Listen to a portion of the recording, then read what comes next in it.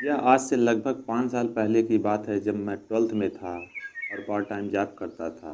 मेरे ऑफिस के ठीक सामने में एक आंटी का पेइंग गेस्ट था, जहाँ पर कोई 4-5 लड़कियाँ रहती थी। वहाँ की सभी लड़कियाँ मुझे भैया कहकर बुलाती थी। एक दिन उस घर में एक और लड़की रहने के लिए आई, जिसका नाम स्नेहा था। वह पास के ज़िले की रहने वाली थी और यहाँ पीएससी की कोचिंग करने आई थी। जिस दिन मैंने उसे पहली बार देखा तो बस मेरे दिल से आवाज़ आई, यार इस लड़की से प्यार हुआ तो इससे ही शादी करूँगा, चाहे जो भी हो। धीरे धीरे वह मेरी गर्लफ्रेंड बन गई और मुझसे बात करने लगी। यह बातें उसकी फ्रेंड को मालूम लगी कि वह किसी को पसंद करती है, लेकिन मेरे बारे में कोई जानकारी नहीं थी। धीरे धीरे हमारा प्यार बढ़ता गया और इसकी जानकारी मेरे घर वालों को हुई। तो मैंने अपने घर वालों से स्नेहा को मिलवा दिया। मेरे घर वाले शादी के लिए राज़ी हो गए। इसी बीच स्टेट गवर्नमेंट का जॉब आया और हम दोनों मिलकर तैयारी करने लग गए। लेकिन वह कहती थी कि मुझे पढ़ाई करने का मन नहीं कर रहा है, तो मैं अपनी पढ़ाई छोड़कर उसकी तैयारी कराने में जुट गया और उसका सिलेक्शन शिक्षाकर्मी में हो गया, पर मैं अपने एग्ज़ाम में फ़ेल हो गया, जिसका मुझे दुख हुआ। पर मैं खुश था, उसका सिलेक्शन हो गया है। 2 महीने बाद जब उसके जॉब की बात आई तो मैंने अपने कॉन्टैक्ट से उसके पास के गांव में ड्यूटी लगवा दी, जिसमें मुझे 30,000 रुपये देना पड़ा था। उसके जॉब करते ही मानो धीरे धीरे हमारे रिलेशनशिप में कमज़ोरी आने लगी थी। जिस स्कूल में पढ़ाती थी वह हमारे शहर से मुश्किल से 20 किलोमीटर की दूरी पर था। इसके लिए वह रोज़ बस से सफ़र किया करती थी। इसके लिए मैंने बस ट्रैवल वालों से मंथली किराया फिक्स किया था। बस के हर लोग मुझे जानते थे, इसलिए मैं टेंशन फ्री था। क्योंकि मैं प्रेस रिपोर्टर का जॉब करता था तो मैं सब कुछ जानता था और मुझे भी सभी लोग जानते थे। कुछ दिन जॉब करने के बाद वह मुझसे बोली कि मैं रोज़ रोज़ बस में सफ़र नहीं कर सकती और मैंने स्कूल के पास में ही एक घर रेंट पर देखा है, मैं जा रही हूँ। मैंने उससे कहा, यह बात तुमने पहले मुझे क्यों नहीं बताई? उसने कहा कि नहीं बताई, अब बता रही हूँ ना। वहाँ रहने चली गई। वहाँ जाने के बाद तो स्नेहा मुझे कॉल नहीं करती थी। वह अगर करती भी थी तो 1-2 दिन के बाद करती थी, और जब मैं कॉल किया करता था तो वह कोई ना कोई बहाना बना देती थी कि कोई आ रहा है, मालिक हैं। इसी बीच में मेरे चाचा जी की शादी हुई तो उसे बुलाया गया। मेरी कहा, राज भी अच्छा जगह सेटल हो गया है और यह भी जॉब करती है, तो अब दोनों की शादी करा दो।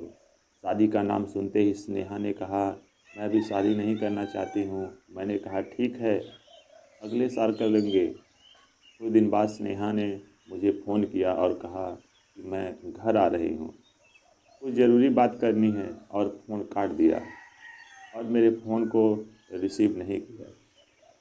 जब वह घर आई तो मुझे मेरे रूम में बुलाकर कहा कि आज के बाद मैं उसे कॉल ना करूं और भूल जाऊं।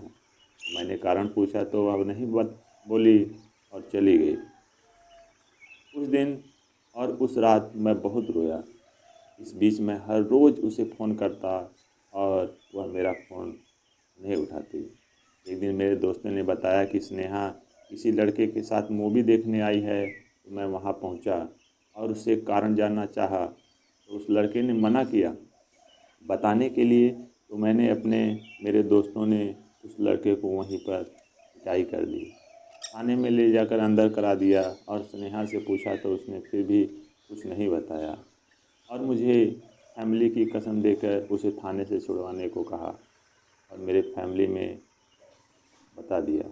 मजबूरी में मुझे उसे छुड़ाना पड़ा, लेकिन उस लड़के को वार्निंग दिया, आज के बाद अगर मेरी स्नेहा के आसपास भी दिखा तो मुझसे बुरा कोई नहीं होगा। एक दिन मैंने अपने दोस्तों के फ़ोन से स्नेहा को कॉल किया और उसे मिलने के लिए बुलाया। जब वह मिलने के लिए आई तो मैंने कहा कि अगर तुम उस लड़के को पसंद करती है तो मुझे बता दिया होता, मैं कुछ नहीं करता।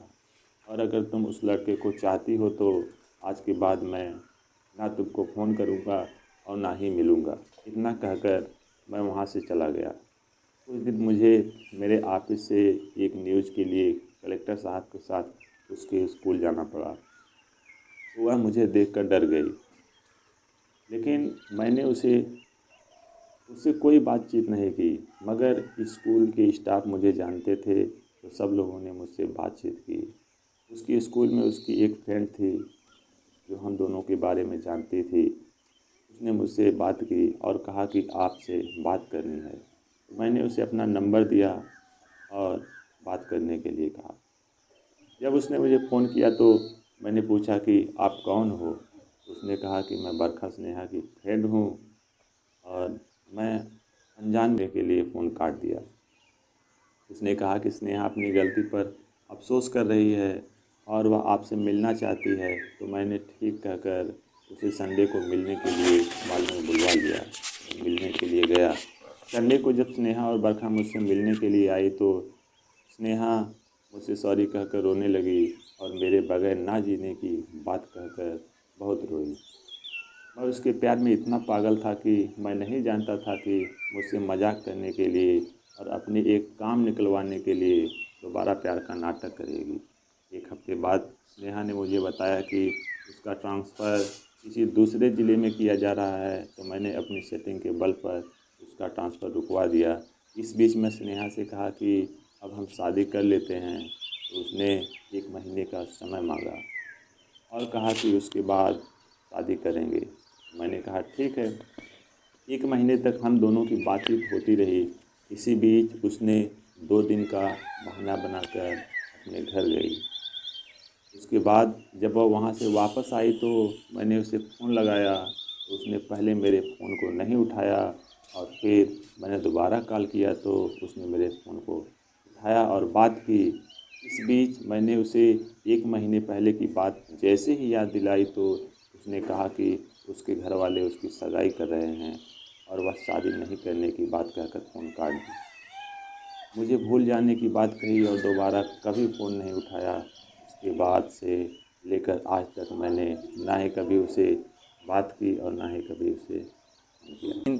इस बीच मैं 3 बार अपने आप को मार डालने की कोशिश कर चुका हूँ, जिसमें आज से हालत मैं अपने घर से दूर रहा हूँ।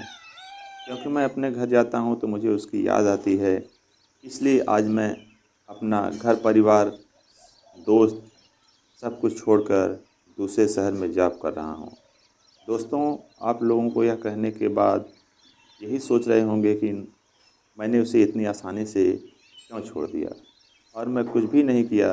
तो एक बात बता दूं दोस्तों, मैं वह बंदा हूँ जिसने कभी भी कोई काम चोरी छुपे नहीं किया है। जब प्यार किया तो सबके सामने अपने घर वालों को बताया भी था, मिलाया भी था, यहाँ तक कि मेरे रिश्तेदार जानते थे। और हाँ, मुझे उसकी खुशी चाहिए थी, उसे मैं रोता हुआ नहीं देख सकता था। मैंने कोई भी ऐसा काम नहीं किया जिससे उसे दुख हो। जब कभी मैं अपने आप को अकेला महसूस करता हूँ तो उसकी याद आती है और उससे मिलने का मन करता है। आज मेरे पास सब कुछ है, एक अच्छी फैमिली, एक अच्छी बीवी, लेकिन दिल के एक कोने में आज भी मेरा दिल कहीं टूटा हुआ पड़ा है। हर खुशी के पल हाथों से छूट गए, अब तो खुद के साए भी रूठ गए। हालात हैं ऐसे ज़िंदगी में, हमारी प्यार की राहों में अब बिल्कुल टूट गए।